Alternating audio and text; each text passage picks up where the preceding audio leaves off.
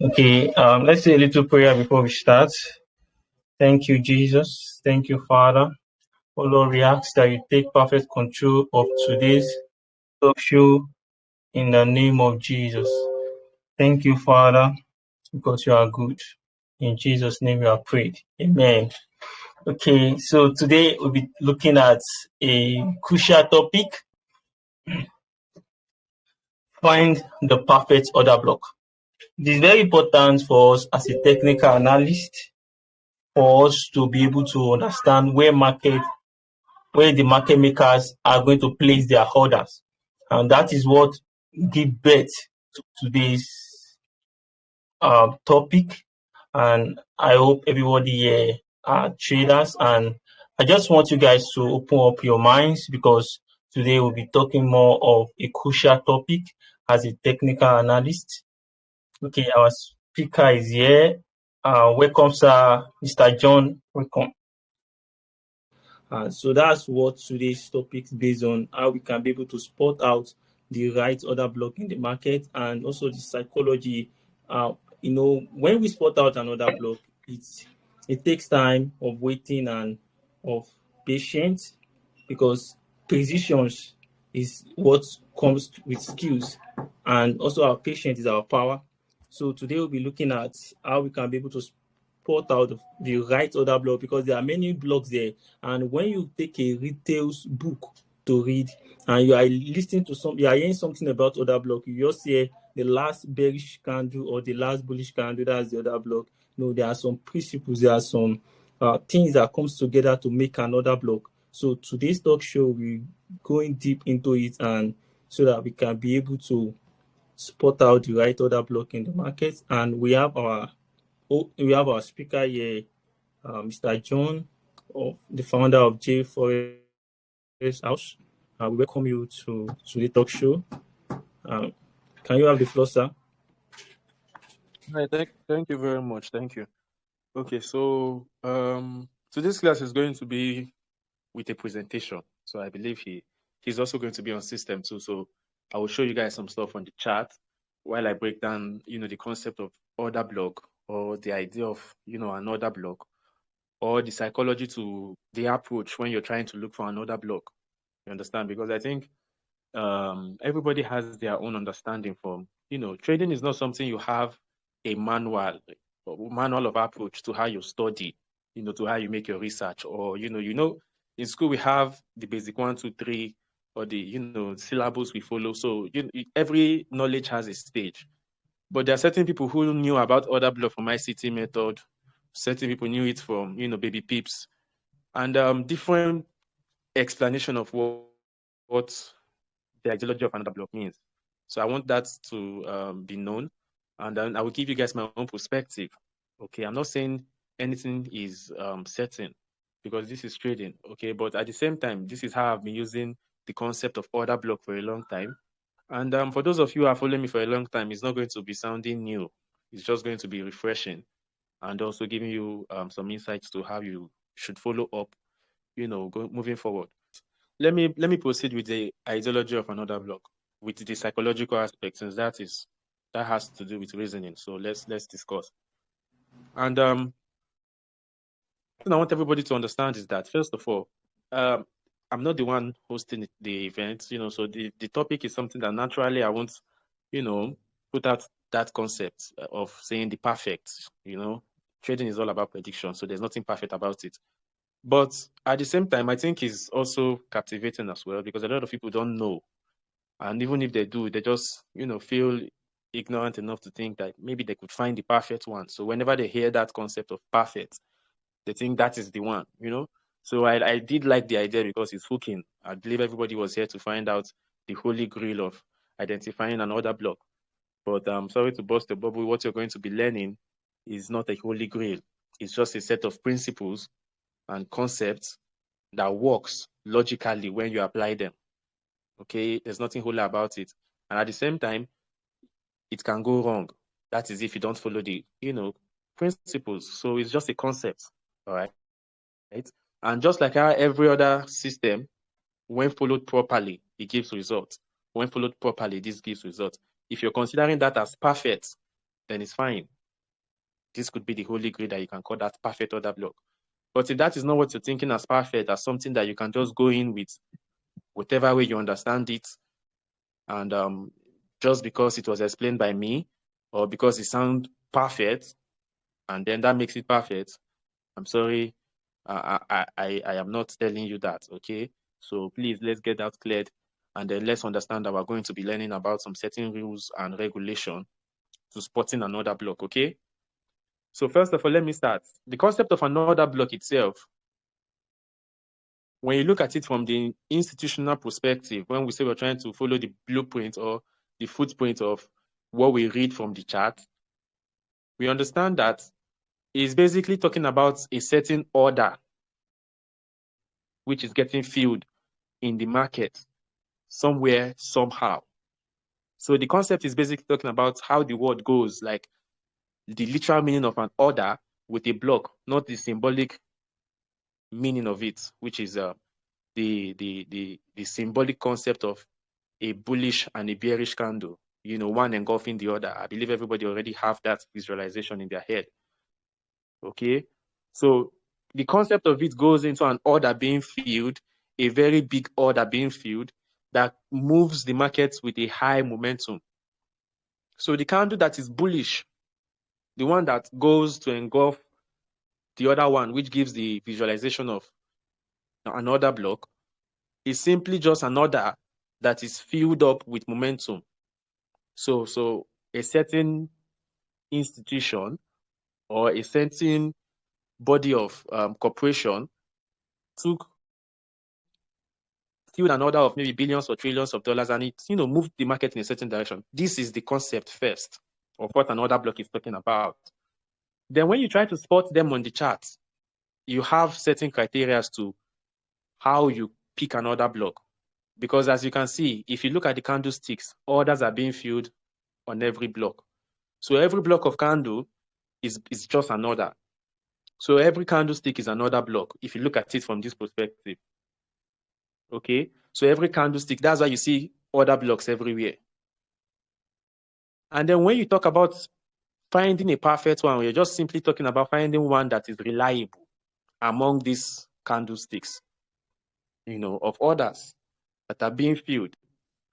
So when you want to find a reliable order block, which is just a block of order, remember, I'm just talking about the psychological aspect.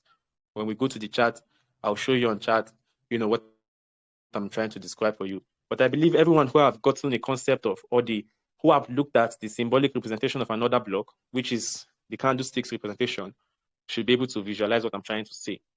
Okay, so that we are talking about is the mentality of what is behind, you know, the concept of this order block trading in smart money.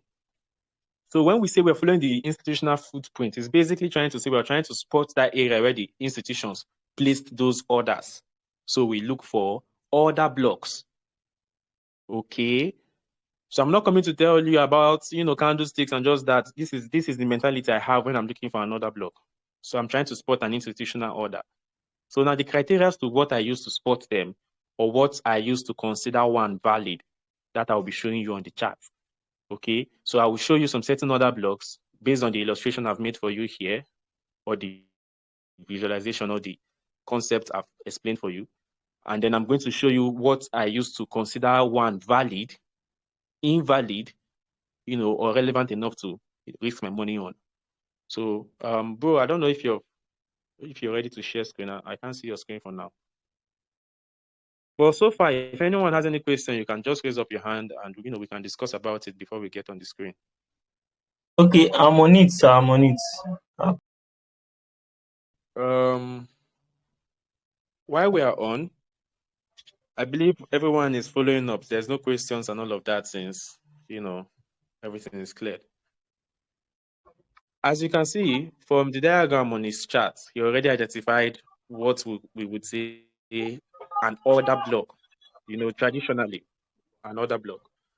So when you look at this now, let's discuss about an order block, criteria of an order block. Now, as you can see, if you look at the chart there, if you look at the chart naturally without what he identified, you can see that you can spot exactly the same thing here he highlighted everywhere.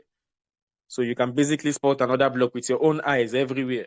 So what makes that one, which he highlighted earlier, more reliable than every other bearish or bullish candle? Okay, that's what we're going to be discussing about.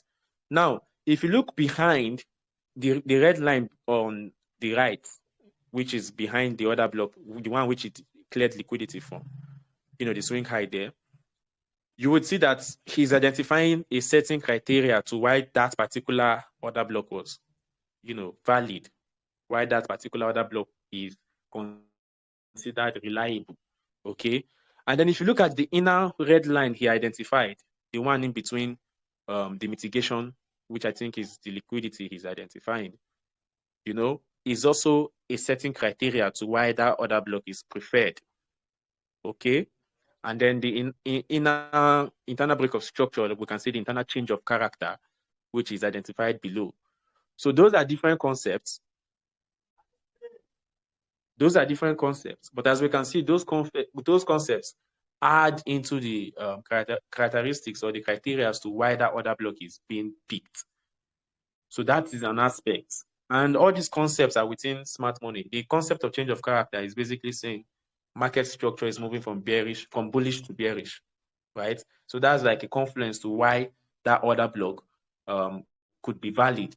Second concept, which is the concept of stop hunts, which is behind, is simply saying the order block just cleared out a major swing high, which a major swing high, we know that the concept of liquidity says there's liquidity above every swing high, right? So that order block clearing out that liquidity is also a confluence to why that order block could be valid, because that move was the last move.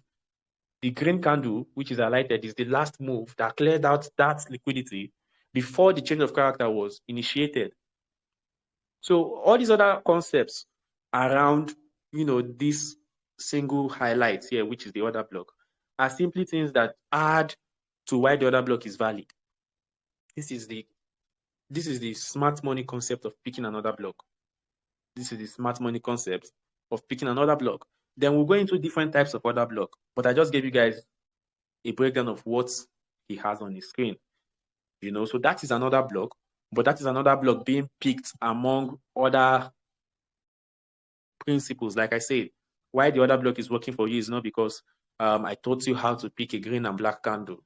It's simply working because I gave you some certain principles, some certain criteria or concepts you are confluencing with the ideology or the concept of another block.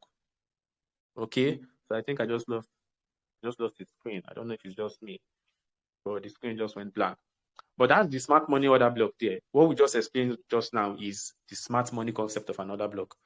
And when we now talk about different types of another block, or different reasons, or different ways to spot a mitigation, now there are different ways another block will get mitigated.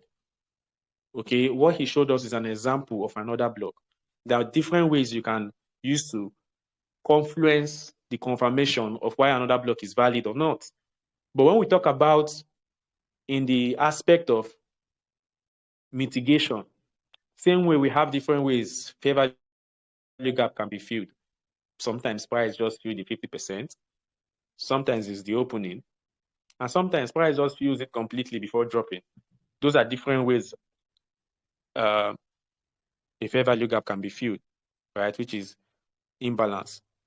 But then, do you know that other block has different ways it can also be filled as well? You see? And that's also another criteria as to why or how you speak another block. Those are things that I personally consider as criteria, what you can consider a high probability order block or a low probability order block. Let me just give you guys a breakdown. There's the order block that gets filled to the opening, like the one he showed us on screen, right? You can see that just mitigated the opening. And then there's the other block that gets filled to the 50%. For those of you who have been following me for a very long time, you would know about my concept of the 50% of another block, right? And then there's the other block, which is known as the hidden base. I don't know if anybody have heard about that term. Okay, the screen is back. I don't know if anybody have heard about the hidden base. So I'm going to explain the concept of the hidden base for you. And as you can see, if you already know the hidden base concept, you can see that within that order block which is being highlighted, there's a hidden base below which is being mitigated. There's a hidden base which is between the opening and close of those two candles which the momentum came in for. That wick you see within the order block that first mitigated the order block there. I think the hidden base concept is also broken down within the neo support and resistance concept, which is the Malaysian SNL. The hidden base is also a concept that is very, very highlighted on that particular system of trading. Maybe we would have a mentorship on that in the future. But the hidden base concept is also a different type of order block. Okay, so as you can see on this particular order block, which he highlighted, the visible one, the last bullish candle that cleared out the liquidity before the change of character was initiated, that is the visible order block. Then there are two ways another block can be mitigated: on the opening or the 50%. There's a certain tool I use on my own chart to identify the 50% of another block. Bro, I don't know if you have that tool of premium and discount. I think was it the kid box?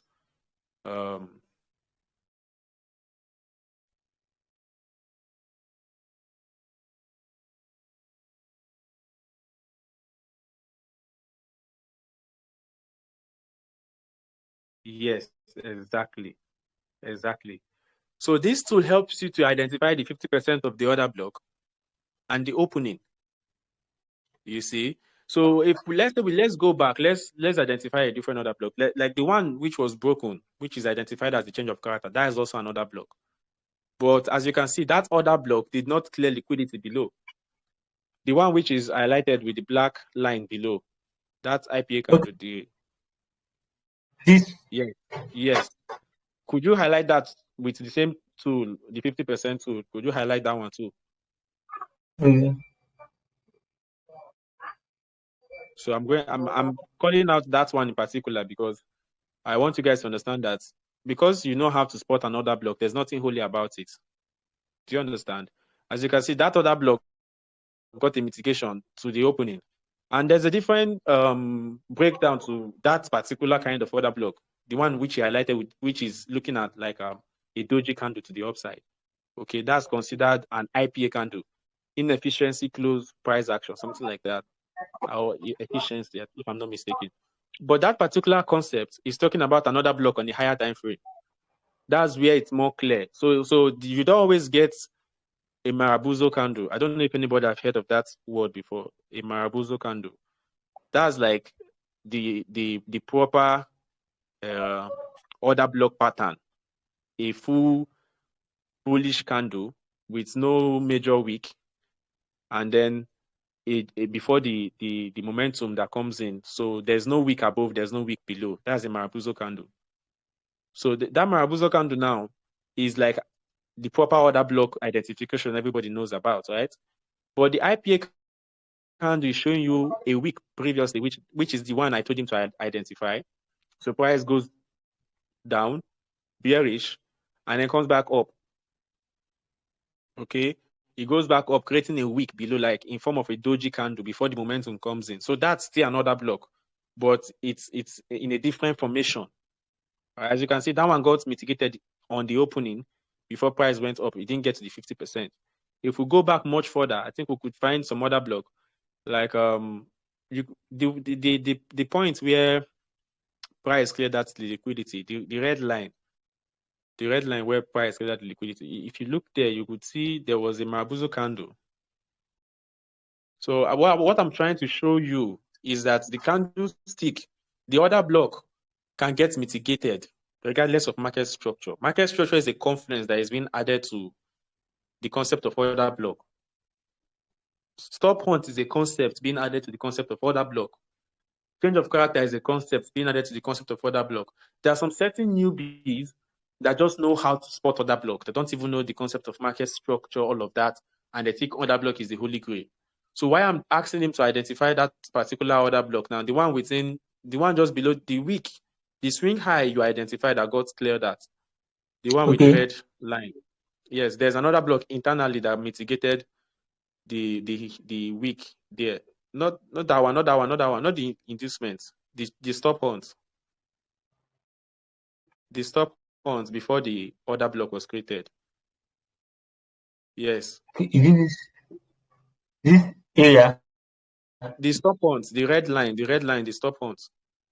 Where you drew the red line from, not the, there are two red lines on the screen, the inducement and the stop hunt, Yes. right? So the wick to the right, to the left, to the right, where you drew the other block from, the clear, clear of liquidity from. Let me give you an overview. I just gave you guys the concept of an order block from the beginning. So types of order block formation. There are different types of order block formation. There's the IPA candle, which I highlighted for you, where price can either mitigate the opening or the 50%. That's not the Marabuzo order block, the IPA candle order block. Okay. And then there's the hidden base order block. That one is the wick itself, not the body, just the wick. So you see some people, they identify the order block, they identify just the wick, they don't identify the body. And then if you notice, the wick sometimes gets mitigated and then a new order block is created. Okay, so from what I was trying to get him to highlight. Okay, I see the screen is back. From the stop hunt behind the second line, what I was trying to get him to highlight, you can see that there was another block mitigation internally, that happened after price created the first order block. Price went back to mitigate the wick, then created, a trend down. That was how the swing high was created in the first place. So not the inducement, the stop hunt. Can you tap on the Okay. line? This. Exactly. That's what I'm trying to highlight. The wick there, just the wick. Highlight the wick Okay. to the full. Just the wick with that 50% tool instead, not just that one. Use the Okay. 50% tool. So let's see where the mitigation happened.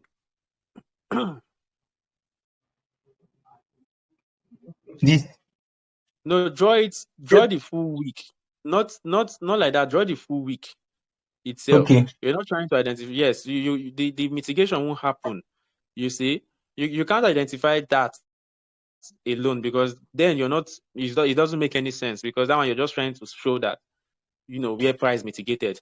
But if you draw the full wick, you can see how perfect price mitigated the 50%, right? That's what I'm trying to show you.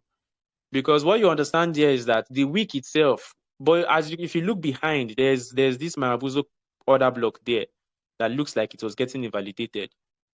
I don't know if you can highlight that order block behind it with not the 50% too, but a normal, there's another block just directly behind that candle, the wick itself. Yes, the last bullish candle that cleared out the liquidity. If you look there, yes, that liquidity was cleared out by another block, but price moved to mitigate the 50% of the wick, looking like it was invalidating the other block before dropping.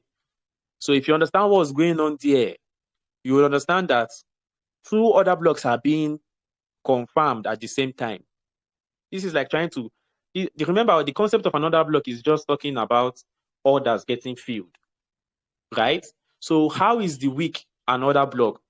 That's a question I'm going to also explain, because I told you there are types of order block. Now, could you use a red line to highlight the high that particular high cleared out? Yes, exactly. Just highlight that high.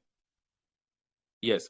Now, the other block that cleared out that high, could you highlight the other block with the rectangle tool, not the 50%, just the rectangle tool? Exactly. Exactly. No, push it out further. Yes, push it out more a little. Exactly, just like that. Yes, just like that. Because yes, now why I'm doing this now is because I told you guys every candle is just doing order block, right? It's just orders being filled. Either orders are being filled, or we are having bullish or bearish market structure. Okay, so my price is moving in higher highs and lower highs, but the candlesticks are forming orders because the last candle before the momentum comes in is the concept of what? The order block. Okay. So now these are two different types of order block being mitigated here. But that is only if you know. You see, that is only if you know that there are different types of order block. Because now what makes the week an order block is if you go to the lower time frame, there would be a perfect order block at the 50%, probably not mitigated yet within that week. Because as you can see, this is on the 4-hour time frame. This is the logical concept of what makes that particular week valid enough that price could even be manipulated to mitigate that point. It's because on the lower time frame, an order was filled on the 15 minutes that is still valid. And this other block we are highlighting here are 4-hour time frames. So the concept of time frame is not neglected when you're still talking about other blocks. Okay, but when you spot different types of order block, you understand that certain manipulation can be done to clear out orders. Right? The reasons manipulations are done are either to fill orders or to clear out liquidity. Okay, so when the first order block, the one with the blue highlights, cleared out the liquidity, the week, as you can see, the bearish week that engulfed that particular green candle first went bullish. So let's say the volatility of the manipulation, the bullish manipulation, was still valid on the lower time frame that created that week before the major order, the major bearish order was filled that closed the candle bearish, that engulfed the green one below. That is the blue. So now, as you can see, if you observe the candle that shows like a doji immediately after the bearish candle there, the one in the middle, I don't know if you can circle that particular candle, the one that doesn't look like it has a body. Exactly, that one you just touched now. Maybe just cycle it with something. Yes. If you observe, you would also see that that particular candle did a mitigation there to the opening of the first order block, right?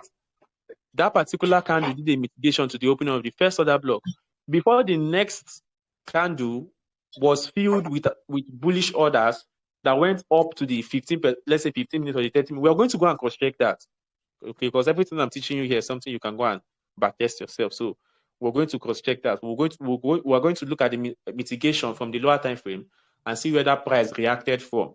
But I'm trying to break down candlesticks for you because the concept of another block is based on candlestick, not market structure. Okay, market structure comes in with a different concept. That's why I told you guys that smart money concepts are a bunch of concepts you put together to make sense. It's not a pattern. Okay, this is not a single pattern because you see somebody draws another block clearing out liquidity, highlighting liquidity, break of structure, then you're going to look for just that. It's about the smartness, the way you can interpret the candlesticks, the orders being filled between the candlesticks, like I explained in the beginning about, the concept of another block on an institutional level. You're trying to break it down like you're trying to interpret. Remember, you're trying to follow the footprint of the orders being filled on the candlestick level. But why would that make sense? It will make sense because you're either following it in the direction of the trend, which is you already know market structure, and then you're also following it up with the concept of liquidity. Because now we know that things that happen in the market are market either moves bullish or bearish. That is market structure. And then market is either clearing out liquidity or another is being filled. So that is where order block and liquidity comes in. And putting this together is trying to interpret the chart. You're just trying to interpret what's going on the chart. It's not just looking at the pattern and putting all your faith on the pattern and saying the pattern works. It's not the pattern. It's the way you understand the concept and use those patterns to, make sense. Now let's I don't know, you guys can see the mitigation of the first order block there. So let's say if I was in a trade, or let's say if I was bearish on this pair and price was just, mitigating that. Obviously, my stop want to be above the week, right? But when we're talking about entries, sometimes you see the snipe entry is different from how, the ratio, the risk to reward ratio is being displayed.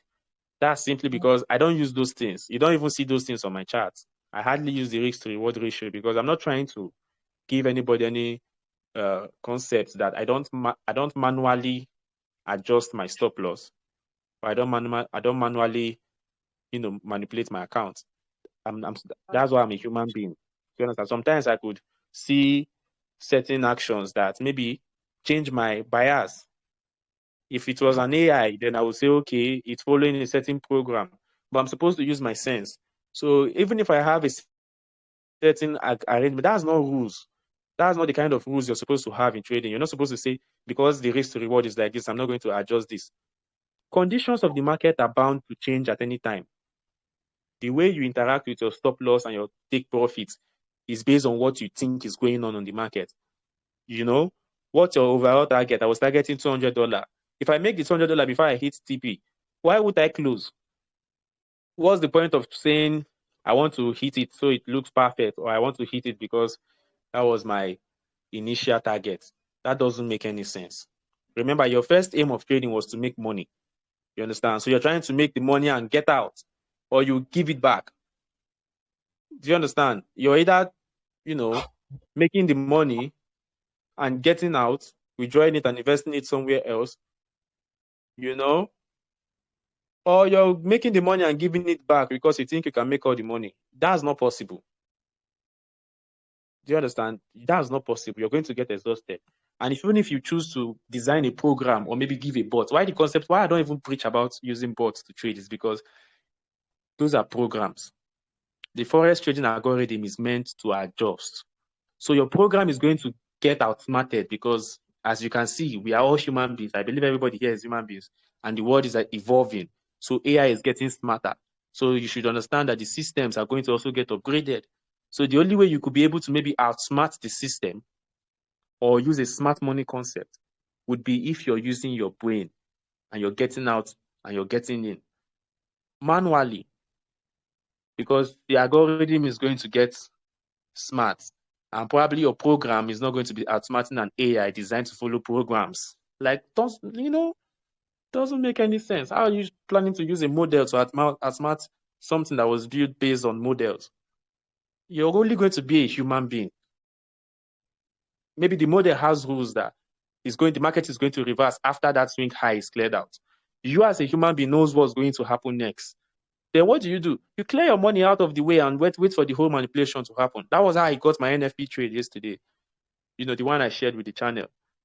I wasn't trying to just, I was in losses. Originally, my first position was in losses because I entered earlier during the day. But I knew the particular place I placed my stop loss. My stop loss was a concept. If price break the swing high, the market is bullish. And when I mean price break the swing high, I'm saying if price closes above the swing high, then I'm out of this trade. This setup is invalidated. But until that happens, regardless of how much price looks terrible within that market structure, those are all lower time frame manipulation. And it was meant to kick me out. So I'm just going to sit put and then, watch the whole drama. And then what happened? Immediately when NFP came in, an hour before NFP, I noticed that the market was very slow. Momentum was not on the bullish side anymore. So the market was already overbought during the week. It was one-sided. Every pair was one-sided. That's one way you also predict the news. Once every pair is one-sided before a major event, you should understand that they are building momentum to move to the other side, because a lot of people will be holding their losses or they will be holding profits.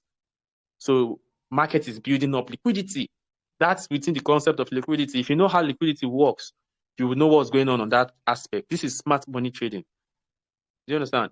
Then when you move to another block, the other block is within the concept of market structure. So your stop loss and your take profit should be based on market structure, the swing points of market structure. That's the safest place, you understand, to place your take profits. To place take profits, if price clears out an external high, take profits, what's going to happen? Internal structures are going to get cleared out. So probably your entry might be an internal structure. It's best to take profits when the external structure is cleared, or you might end up losing that trade on break even or maybe on losses. Okay, so the concept of stop loss and take profit follows market structure. But understanding entries follows the different types of order block. Either you're getting an entry based on a hidden base, which is why we call them points of interest.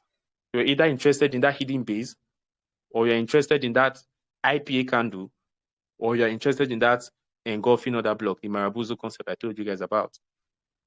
Okay, so these are all ways you find the perfect spots. It's not magic, it's logic.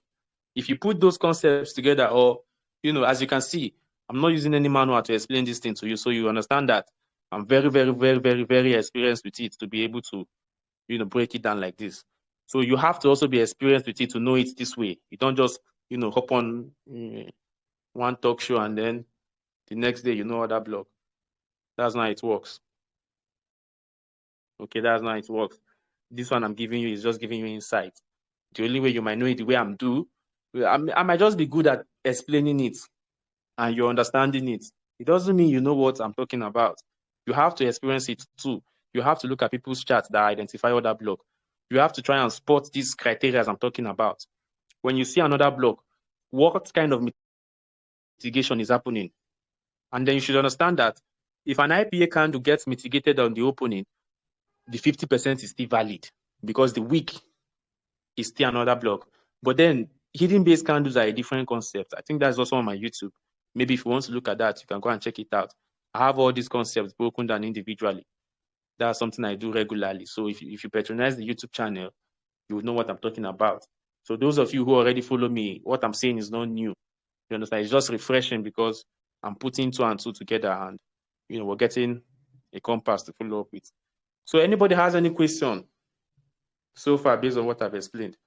I think we have spent almost an hour here, but I've showed you guys different criteria and different ways we pick another block. Let's answer questions before we go to the lower time frame to see what happened on that 50% of that other block here identified. Anybody has any question, just signify by raising up your hand. And then we'll let you speak.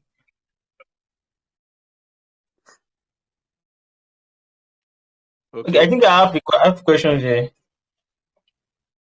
Okay, my first question is that you said the concept of order block is based on candlesticks. So we understanding how at the particular place that you spot out as order block, understanding how the candle plays himself. And okay, one thing I want you should just put more light on is when to use the body and when to use the wick. It talks about the EPH and the hidden base concepts. So just share more light on when to use the body of the candle and when to use the wick of the candle. Okay, that's a good question. And I think that question will come into when we go to the lower time frame. The clearance of that, I would explain that. And then, I'll touch on that too. I see somebody else also raising up their hand. Let's see if we can take that question, then we'd also know if that is also in line with this. Okay. Okay, I think you can now unmute the microphone and speak. I already asked him to speak. Magnus. Good afternoon. I can hear you. Good afternoon. All right. Good afternoon. Okay. Thank you very much for putting on this class. My question is, most of the class has been theoretical because of the network glitches. I would love it would be better if the speaker, the teacher, was the one handling the whole graphics presentation with his own computer. But in as much as that is not a possibility, I would love for him to do a real-time breakdown of the criteria in play. For example, now for an order block to be valid, you must clear liquidity. Okay, we know that. And then you said something about internal liquidity. Must it always clear internal liquidity? How would you know? Because I discovered that some other blocks, there are some imbalance. Maybe there's an imbalance in between the other block. Sometimes price go to mitigate that imbalance. It won't even get to the other block itself. Like it won't touch the open of the candle, whether wick or the body open. It will not touch the open of the candle. It will just mitigate that imbalance and come back down. Other times it will go for the open of the body candle, like the open of the body candle, or sometimes 50 of the entire order block. So I would have loved to see, oh, okay, now in certain scenarios, these are what the rules in place. Maybe the rules of spotting a high probability order block in place, so that we just see it per trade. I would have actually loved if the organizer of this talk show set out different scenarios where the different rules could be seen, so that we'll know the hidden games of smart money. So that's fine. That's a nice one. That's a nice one. Okay. What I would do, we do know I cannot control the screen now, so that is that. But what I can do is that when the recording of the event is being edited, I would also add some images of some of these criteria. I'll write them. So when you're going through the recording, these things will be available on the screen, to make the class more understandable in terms of practical. But I think when we go to the lower time frame, I don't know how stable the network is. On the other blocks I have identified on the screen, as you can see, I'm doing them randomly. I will go to the lower time frame. I'll break them down as well. And then in terms of when you say criteria of how to pick a perfect order block, like the way you just explained now, the different ways of mitigation. Sometimes it's the 50%. Everybody knows that. Sometimes price doesn't even get to the order block. It's the fair value gap below. Sometimes price even makes a manipulation, clears out the order block before even going in the direction. That's something that happens. So when that's why I said something in the beginning. You might be thinking, because everybody thinks they know what they are doing, there's a holy grail that goes to certain criteria that could make the job easier. But I can tell you for a fact, it's a game of probability. You can pick a perfect order block. Remember, while I was explaining, I told you, even fair value gaps have ways which they get mitigated. You just have to be aware of it, because sometimes the fair value gap might be the one price reacts from, not the other block. It doesn't mean the other block doesn't work. Sometimes price could react for months without getting to the other block, and then all of a sudden the other block is what price wants to react for. You see? So it's a game of probability. Not because you have certain criteria doesn't take away that chances of, you don't know what's going to happen next. That's just life. That's just how it goes. If anybody could have been able to predict the market 100%, I'm definitely sure they would have capitalized on it bigger than the way I'm doing right now, because all I'm doing is just capitalizing on my own understanding to explain these things to you. I'm not saying it's certain, but at the same time, when you test them out yourself, you gain your own experience that, maybe makes it more logical to use than just using the pattern. That's all I'm saying. You understand? So why that is that, let me go into, I don't know, I can't see the screen anymore. I would have, loved Okay, to I'll go. put on the screen now. Okay, let's go to lower time frame. So in terms of practical, we can look into that, because that was meant to be the second part of the class after the questions. But I wanted to make sure everybody got the theoretical aspect of what another block was talking about, which I believe that is out the way. So let's talk about looking at the other blocks. So I highlighted different other blocks, but as you can see, the IPA never got mitigated to the 50%. But if you look into the momentum of the IPA candle, the one that made the internal structure, price created multiple mitigations on the opening and then went up. That's not a good spot. If the IPA candle had cleared out, maybe mitigated the fair value gap, that would have been, let's say, a confirmation that it cleared out liquidity. Remember, the concept of liquidity is different from other block. So that makes that other block a low probability first. So I'm talking about criteria of spotting another block. So what makes that other block internal is something that is based on market structure. What makes it a low probability is the concept of liquidity. The fact that the order block itself is resting directly above the fair value gap, and directly below the fair value gap, you can see another IPA candle there.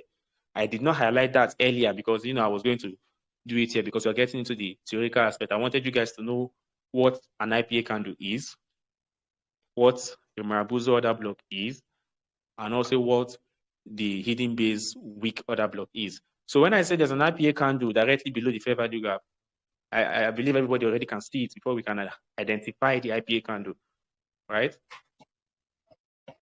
Yes, that's the candle. That's the IPA candle there. So that's not a proper order block, right? That's an IPA candle. An IPA candle that Yes. either the opening can get mitigated or the 50% can get mitigated. Okay? So that's an IPA Okay, candle sir. right there. So I have a question. Okay. Can you just give us the full meaning of that IPA? Okay. What it stand for? Inefficiency price action. Something like that. Inefficiency. Like the price action is not proper. It goes into the criteria of Okay. identifying the IPA candle. As you can see, every IPA candle has an inducement above it because of the momentum from the order that was filled. So you see the inducement above that. The one I also picked internally, can you see okay, let me say before the fair value gap. You see the fair value gap? The one the momentum made. The momentum that Yes. moved price up. Yes, you see that fair value gap there. That's a criteria to picking an IPA candle. Not just the formation of the candle. Look at the one I picked internally. I looked at the fair value gap too. The internal one that was getting mitigated that created, if you zoom in a little bit. As you can see, that one had a fair value gap originally when it was created before then the last mitigation that came in cleared out the fair value gap, right? So the price action is inefficient. It's not yet proper. There's an inefficiency there. So another word for imbalance is inefficiency. I don't know if you've heard somebody use inefficiency for imbalance. Some of you might have heard of it. But inefficiency is simply saying the price action is not balanced. That's why it's called an imbalance. There's an imbalanced price action. So the IPA candle is simply the candle before the imbalanced price action. It's the same place you find an order block, but the order block name goes into the concept of the Marabuzo candle. But the IPA is talking about the inefficiency price action because that can be spot without the clearing out of liquidity, and other criteria they use to directly spot another block. But the IPA candle itself is a momentum that comes in when an order is being filled. Right? You see the inefficiency there. Let's find another IPA candle, a valid IPA candle. And most of these lectures already have their criteria. They're already on my YouTube channel for those of you. And the first order block you highlighted. Okay. If you notice that if you were going to not pick it as another block and look at it from the perspective of an IPA candle, you can see that the black candle itself will be an IPA. You can see the imbalance that was created from the momentum, not the green one, but the black one itself. The black one. Yes. And then the opening of it was mitigated by the next candle where it created the hidden base. So let's say take out the 50% too of that order block itself. Remember, this is the type of order block. Okay, so identify not the green one, but the black one itself. Exactly. So let's say now you were taking this concept from the IPA, the full IPA candle. That's an IPA candle. So from the week where the next candle was created, you can see that candle came in to mitigate the 50% of that IPA. Now use the 50% tool to identify that candle itself. Use the 50% tool. Okay, so let's say you were looking at that as another block. Then the internal candle there did something. You see, but it came back to the 50% of that IPA candle. It's not a proper mitigation, but it's something. That gives you the insight that week that came in there, that week itself, that did that move to the upside to the 50% is a hidden base. Remember, there are three types of another block.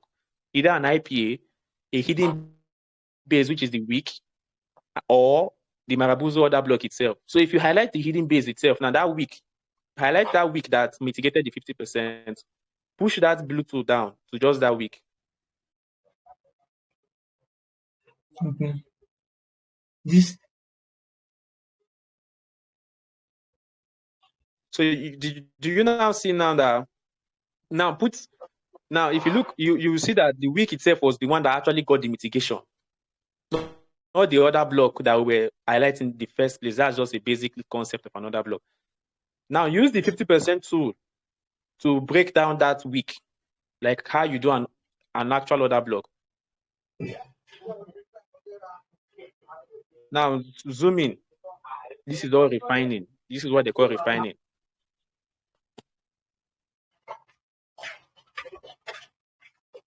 Do you now understand what I just broke down for you? Yes, sir. So I just broke down 3 different types of order block on one point of view. This is how you refine your entry to a certain confirmation where you say, okay, I'm certain this is where I'm going to place my entry from. And then for a safer SL, some people, some smart money traders, that's why you see them, they might place their SL above that week there. And then they call it a sniper entry. And I mean, I'm not saying you can always spot this good, because obviously you can see that I have a lot of experience. I'm just breaking it down on a basic level for you to understand what another block means.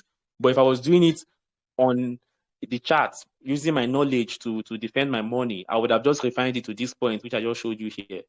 And then obviously, now put the risk to reward ratio on that. Put the risk to reward ratio on that.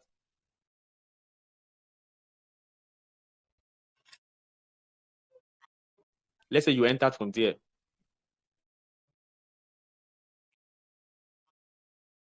That would be where I will put my SL. You see, that would be a safe SL, right?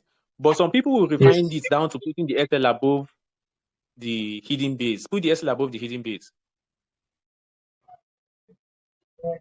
Now, do you see now how those people get those sniper entry? That will be a 15-minute trade. Remember, the hidden base itself is a lower time frame order block. Now, stretch the reward ratio to go clear out the swing low. Do you now see how we use smart money concepts?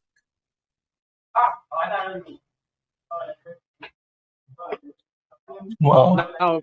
Now do the same to the IPA candle there. Let's say you traded from the 50% and then you targeted the hidden base. Your target was the hidden base there.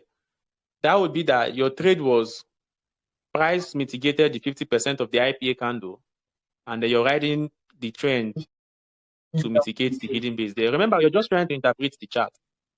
And I'm giving you a storyline to what is going on every price action. That's like interpreting the chart. So your obviously your SL will be below the IPA candle. So the SL below the IPA candle, the entry at the 50%, and then your TP would be, let's say, clearing out the inducements. You see, it's all about reducing your risk to reward. And also, even if you paid attention to the internal IPA candle there, the first one that did the internal mitigation, you would also realize that there was liquidity below that. So there's every chance that could get cleared out. Right? So that's not reliable, even if it's an IPA candle. So there are certain criteria. What makes it reliable? You understand? Remember, if you're looking for an order block, you're looking for a point of interest. So the one we refined and refined and refined, remember, we're refining it on a certain point of interest. A point that cleared out liquidity, a point that is still within an obvious order block that was refined down to the lower time frame. Yes, sir. So let's go to the 15-minute time frame. Let's review everything we have been talking about. Let's see how efficient it is. Let's go to the 15-minute time frame. Look at this. Leave everything on it. No, leave everything. It's going to make more sense. Exactly. Now just go to the.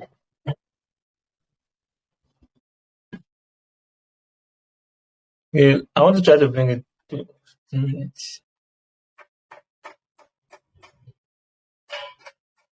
Or the 30 minutes. Or the 30 minutes is also still good.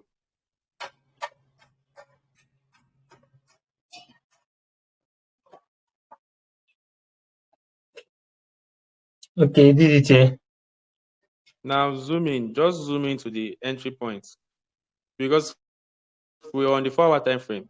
Okay, zoom into the first area of interest. The area of interest, not where we entered the entry. How we pick the area of interest, right? Now, if you pay attention to the hidden base, the 50% of the hidden base, can you see there's an obvious order block there directly on the 50%? Zoom in, zoom in. Yes, that one. Yes.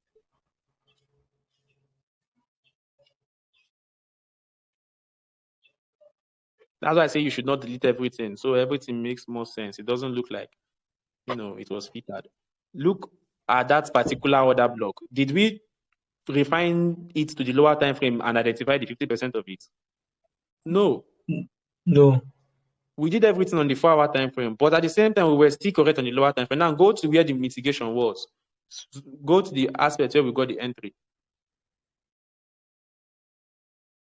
And as you can see, the other block was mitigating the breaker block from the previous, the 15-minute structure there. And you can see how the entry came to the 50%.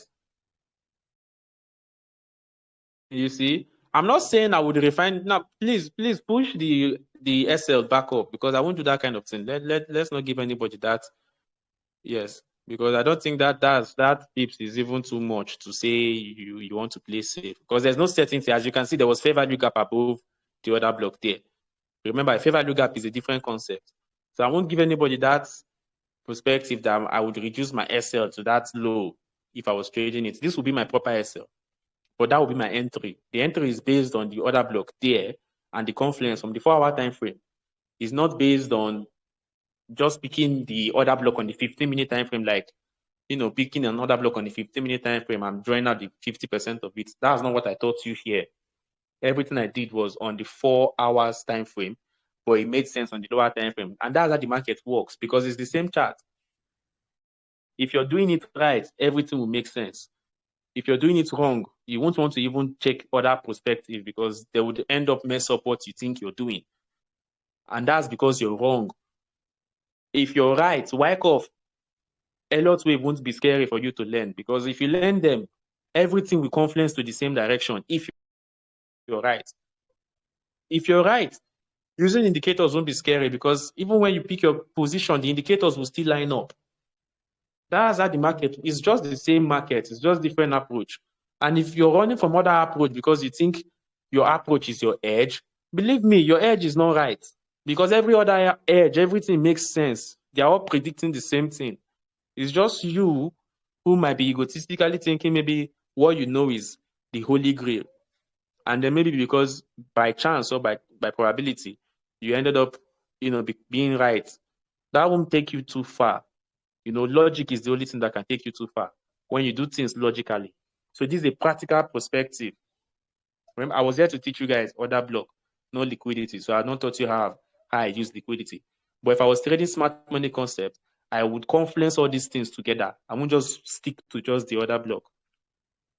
Okay. Now let's go to the other entry. The one that mitigated the IPK candle 50%. Or let's do it on the 30 minutes time frame this time around. Let's see if it still makes sense on the 30 minutes time frame. Let's see that order block, the hidden base itself on the 30 minutes. You see why it's called a hidden base order block on the higher time frame? Doesn't mean it to be hidden on the lower time frame. It's supposed to not be hidden on the lower time frame. That's why it's a hidden base on the higher time frame. It's on another block, but it's hidden. And then on the 30 minutes time frame, you can see it's just an IPA candle. You see, you're just identifying an IPA. You can see the imbalance before that candle we identified there. That would be considered an IPA candle. And at the same time, that was still highlighting the 50% of the IPA candle. And if it's an IPA candle, what will happen? There is another block on the lower time frame, which were coming from the 15 minutes time frame, and there was another block there. Do you understand?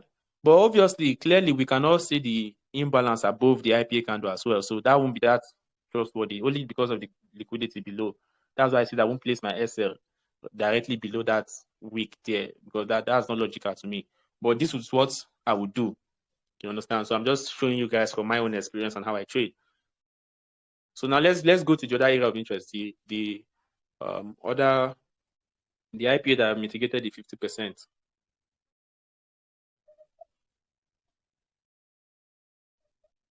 Yes. Now, if you look at that one, you would see that there was also a hidden base on the 50% of that IPA. And that IPA candle is just a move. Now, on different concepts, let's say ICT traders, there's already an interpretation for this. Remember, interpretations are terminologies. When I say IPA candle, when I say order block, when I say CTR, or when I say ICT, or when I say MMM, or whatever I say, these are just terminologies. These are just terminologies. We are all interpreting the chart. But at the same time, the logic of these concepts are what makes it work. The logic is what makes the pattern valuable. The logic of it, which is the theoretical aspect we did on the first part, is what makes it work. Do you understand? So the same way now, let's go to the 15-minute time frame of that area of interest too. Let's view it on the 15-minute time frame.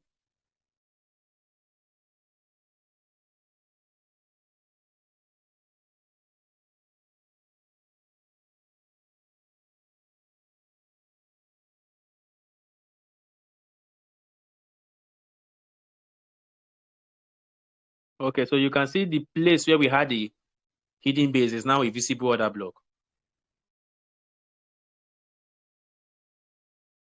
Can you see that at the 50% there was a hidden base there? Now it's now another block with an imbalance on a different time frame. These are confluence. Do you understand? This is what they call confluence. Now let's say we had refined it to just that other block at the middle there. Push down the 50% to just the other block at the middle there. Yes. Maintain the low. Just leave it like that, because no, don't push it that low. I won't do that. I would maintain the low because it's being refined from the 4-hour time frame. The IPA candles itself there is trustworthy. I won't do that. Maintain the low. Do you understand? You can do that and experiment on it. Go on. Let's do that first. But naturally, I'll tell you I'll maintain the low because that would be where I'll keep my SL. Do you understand? But you can also do that. Just push it to that one if you want to do that.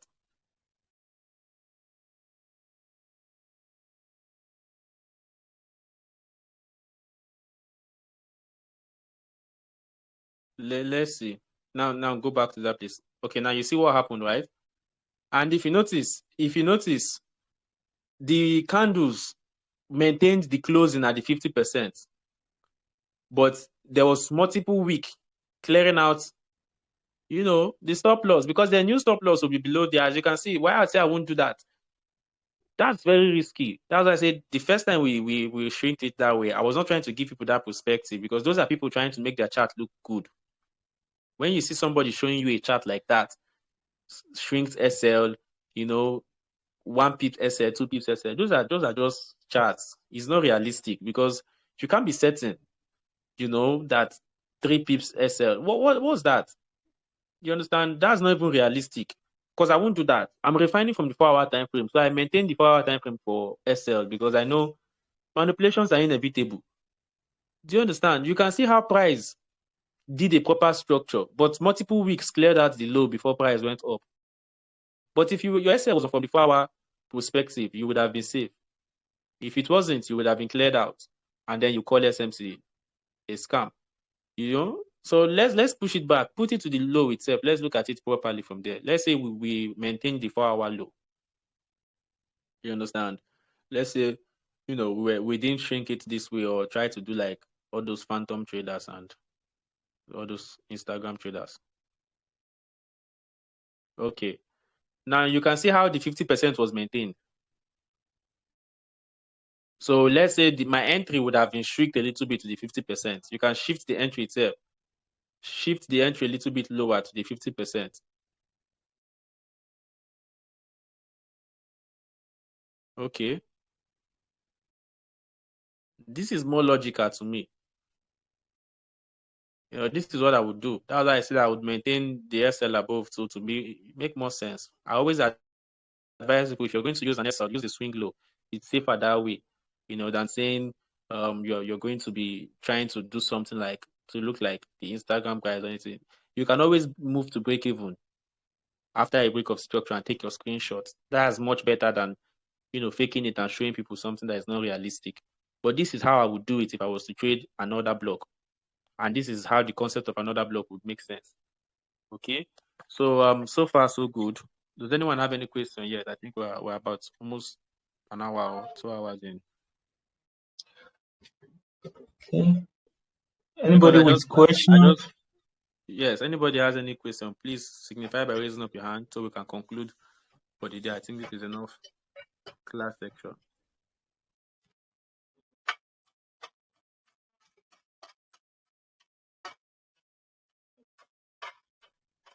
So while we are on,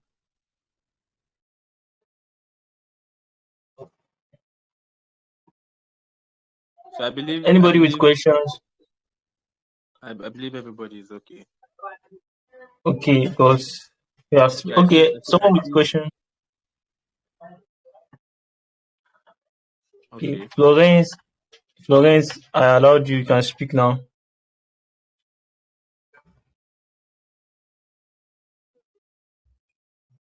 Florence, you can speak now. You can unmute your microphone. You can tap on the screen, unmute the microphone before you speak, or we won't be able to hear you.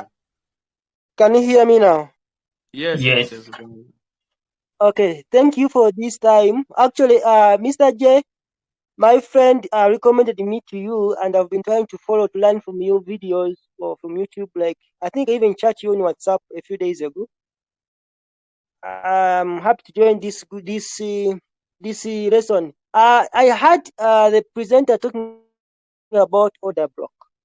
Actually, it confuses me. If he can give me a few minutes to go back and explain what he was trying to mean by that.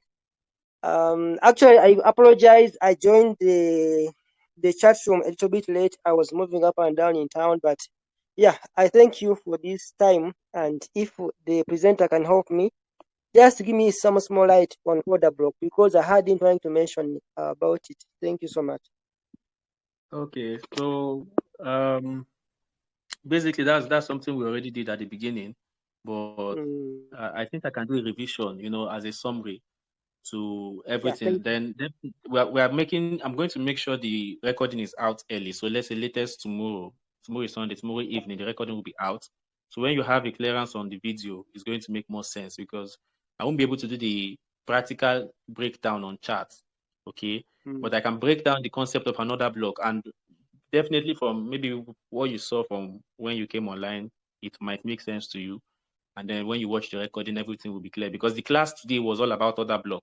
We have been discussing about order block since the beginning. Okay.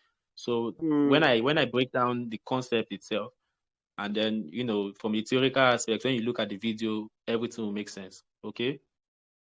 Okay. All right. So as a revision based on what I explained to you guys, in the concept of another block itself, now everybody already understand the visualization, the picture. I'm not talking about from the video. From the video, I gave you guys 3 different types of another block: the IPA candle, the hidden base order block, and the Marabuzo, regular bearish bullish candle order block, the one everybody knows about. So I'm going to explain the concept of the bearish, the one everybody knows about. And then the hidden base and the IPA candle, I shared more insight and highlights on it within the video. So if you want to know more about those aspects, you can watch the video, and then you can go and watch the single videos on YouTube, the ones I broke down those particular concepts for, just them. But now the concept of another block, how it works is that it goes into the word itself, an order block. So it's an order being filled, you understand, on price. Because remember, the chart is being moved by fundamentals. Institutions are buying and selling, supply and demand, buying and selling at the same time. So bullish, bearish, bullish, bearish. So basically, orders are being filled everywhere. Bullish, bearish, bullish, bearish. But now, the concept is that there are some certain orders that are filled for some certain reasons, either to manipulate the market, to clear out liquidity, or to, move the market in a certain direction. So these orders now, we have pending orders left in them. So let's say we have certain areas that price is going to return back to take out those orders. Because, for example, if market was bullish and then it clears at a certain high, and then the manipulation was done and a massive money was, invested in that market, and then a big drop happens. So it will create a momentum on the price action. So that momentum creates that order. That momentum sometimes creates imbalance. That imbalance now leaves the previous candle empty. So it's like there's an imbalance there. Price has to fill up that imbalance back. So that's where the concept of an IPA comes in. So that imbalance there is like a hook, because the imbalance, the market is attracted to that. It wants to correct those imbalance. Those orders has to be filled, and somehow, some way it has to be corrected. And that's where we now use certain criteria, like the criteria I've been trying to explain to you, from the 50%, the opening, hidden base, to try and identify these other blocks on different time frames to be able to, get a perfect entry, or what you would consider a more reliable entry from this buy, sell that is happening every time. So the other block can be confluenced with market structure. So you now use the stop loss on a swing low, more trusted based on the concept of the other block you identified, like what I was showing, I believe you were on that class. Or you use, let's say, the concept of liquidity. That is when you spot the imbalance, when you pick the order, the order is filled, the imbalance was made, then you spot the liquidity to confluence it as a more reliable source to why the other block would hold or why the other block would not hold. Like the one I showed you guys, that there was liquidity directly below the other block. So that's like telling you that there's chances that price could stop out this other block to clear out those liquidity, those stacked up lows, those internal lows that are directly below it. So those are like criteria we use to confirm a more reliable order block or a not trustworthy order block. And these criteria are just simply trying to give you characteristics to confirmation to different kinds of order block, because order block happens everywhere. You understand? So when you see one that clears out liquidity and has the 50% open and then has liquidity below it, that's more trustworthy. You can say, okay, this looks clean enough to take my money on. And that's called smart money concept trading. That's trading with smart money concept, because you're being smart and you're trying to follow the blueprint of the institutions. Remember, you were not the one that made the order, but you can say the institutions made an order here based on the reactions you're getting from the data. Remember, candlesticks are data: opening, close, momentum, volatility, investments, interest rates. All those things are just what are being interpreted by the candlestick. So when you start following some certain patterns and some certain interpretation like this now, you're indirectly trying to predict the movement of those, institutions based on the reactions of the candlestick. Previously, it was line charts. So individuals use line charts to understand the statistics of a company, right? So they use line charts to understand the interest rate and all of those things. It's all lines. But candlesticks give you more insight than line chart, because line chart doesn't give you an internal opening, an internal close, opening of every hour, every day, and even give you the perspective of different time frames, except you're doing it on a very advanced technology. But candlesticks can give you all those insights on one particular time frame with an opening, a week, and the body itself. Those are all data interpretation. So when you're using smart money concept on candlesticks now, it's kind of like trying to interpret what the institutions are doing based on candlesticks. It's like using, when you hear this remote viewing, I don't know if anybody have heard of that. Remote viewing is basically, you're not there, but you're trying to use what you're seeing to picture what's going on there. You understand? So what you're doing in trading, you're not certain about it, but you can predict a lot of information based on the data you're getting. The day, the week, the monthly, all those things are informations. So when we're trying to trade, we're trying to use technical concepts like this now, technical analysis with our mentality. As you can see, the difference between me and you is that I have more insights about the technical aspect of this stuff. And then I'm breaking it down for you. You're also understanding. Then when you practice them, you can then understand, you can then, develop the ability to read the charts the way I do. So order block is just a concept within smart money. It's not the pattern. The pattern itself is simply a type of order block, which is the Marabuzo type I talked about in the video. And that particular type is very rampant because It's easy to spot with stop hunt and change of character, like I showed you guys on the earlier aspect of this video. But when you start talking about hidden base, IPA, and all of those concepts now, it becomes more difficult because those are more advanced understanding of order block. You're talking about different types of order block, not just a pattern. So the IPA candle can still be an order block, but if you're not used to the concept of the order block, you might see an IPA candle as something else, and you say, that's not correct. But that's still another block if you look at it from the perspective of the concept. And that's what another block is all about. I don't know if that was good enough to, if those who were in the class earlier, if that was like a summary of everything we've been talking about, you can just, signify raising up your hand, and then, we can encourage him to watch the recording when he's out.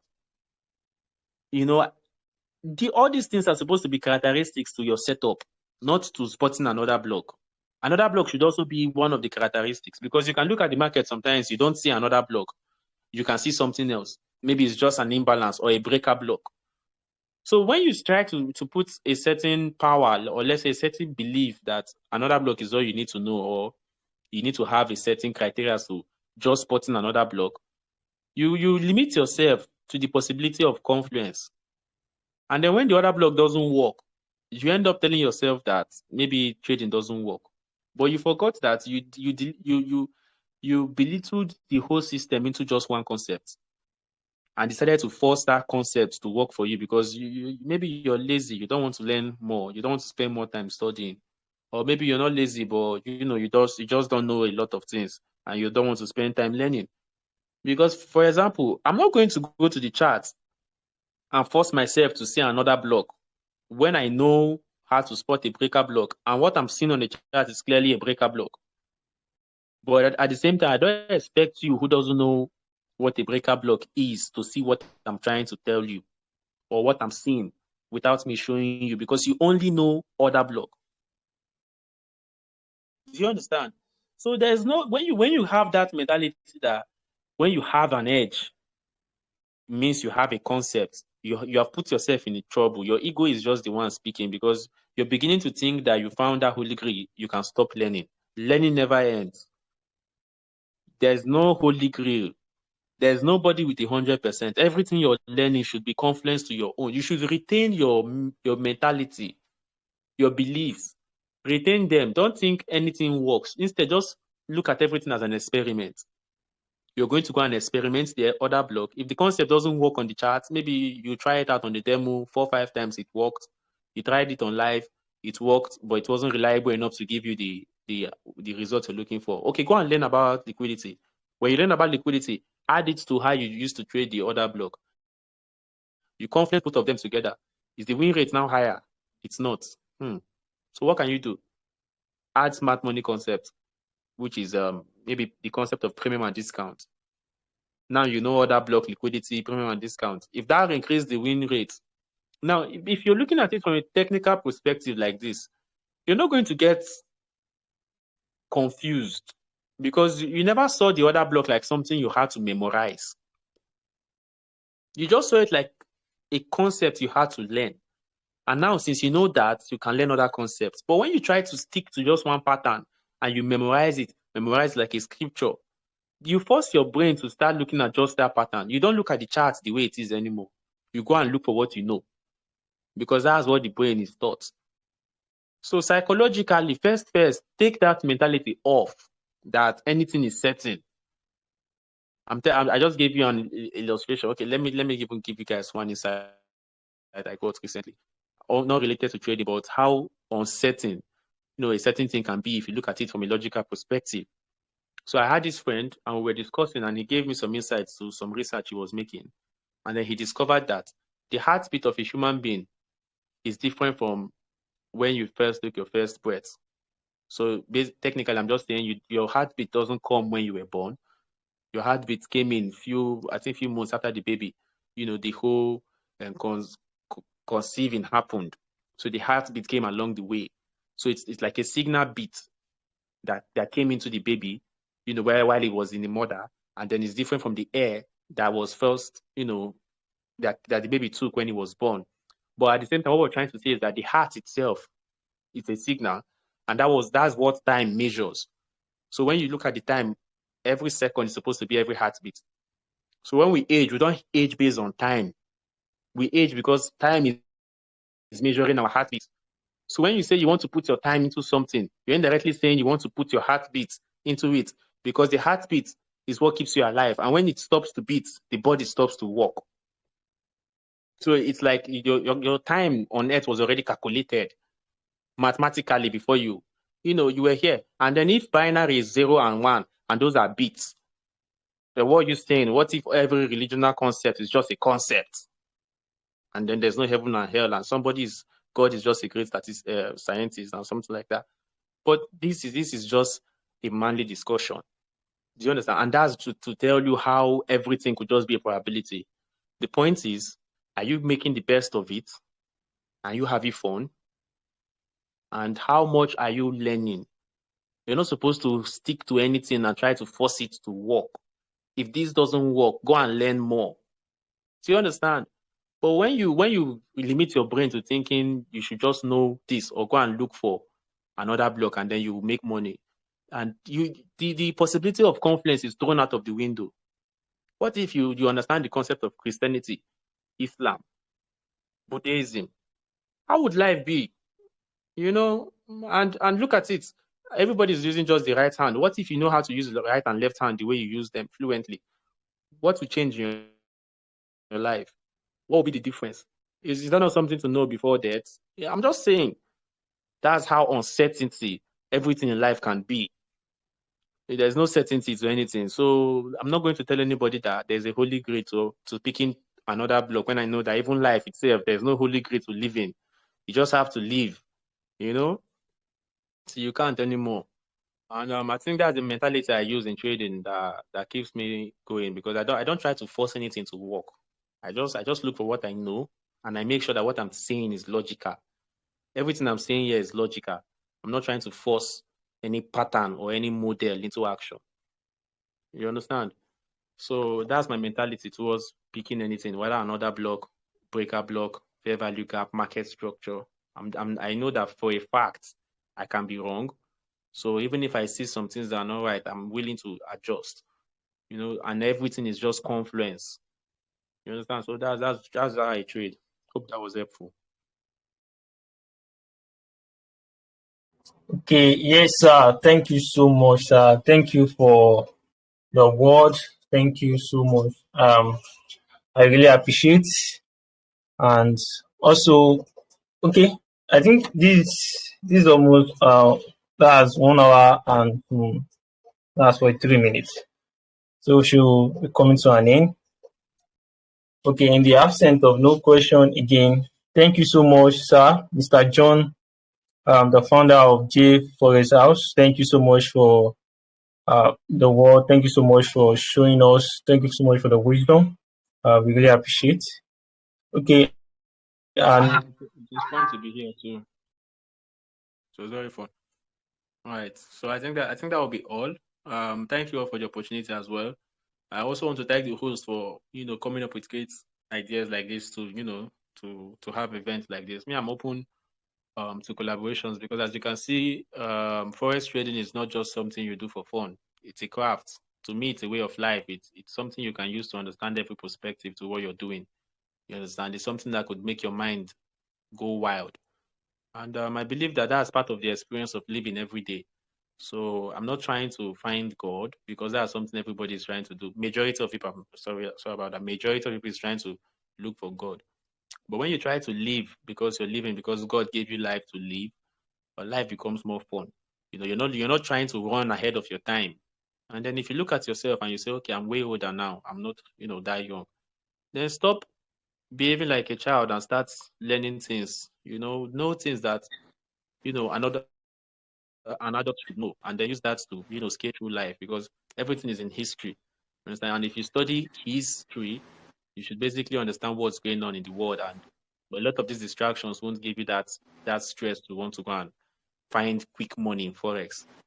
Rather, you're going to instead focus on the experience and trying to learn from life as you experience forex trading. So everything I'm doing basically online, everything I'm doing online as a character is simply to give people that context as a content that Forex trading can be educational. It can also be spiritual if you want it to, but that is up to you. It's not something that was dictated by birth or something that was dictated by your society. It's something you spend your time on, and then you learn from your own experience. From the knowledge aspect, it's very, very fun. Yes, you lose money, but once you start taking it for fun, you make more money than the money you lose. You understand? It's when you have goals to the amount you want to make or how you want to make it, then you start giving yourself limitations, because money comes in different ways, and making money is just a craft. It's not something you are supposed to run to. It's something you're supposed to attract. And I'm just trying to help people see that perspective too, so they can start fixing up things. So if you don't do any work, listening to this might not even change much. Definitely to change something, because you now know something, but it will not change much if you don't put in your own actions. So that's what I have to say. And maybe next time we'd have a section like this to discuss more. All right. Thank you, everyone. See you next time. Yeah. Thank you, sir. Okay, so that's the end of the talk show. Thank you so much for everyone that joined the talk show. Thank you so much. And you guys need to know that trading is not about doing more. It's about doing the right thing at the right time. So like a sniper, you must master patience, precision, and discipline.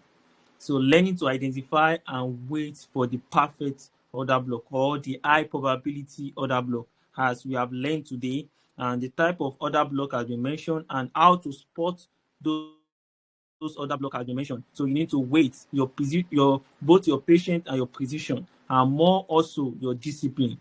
So thank you so much. I really appreciate everyone that joined. Thank you so much.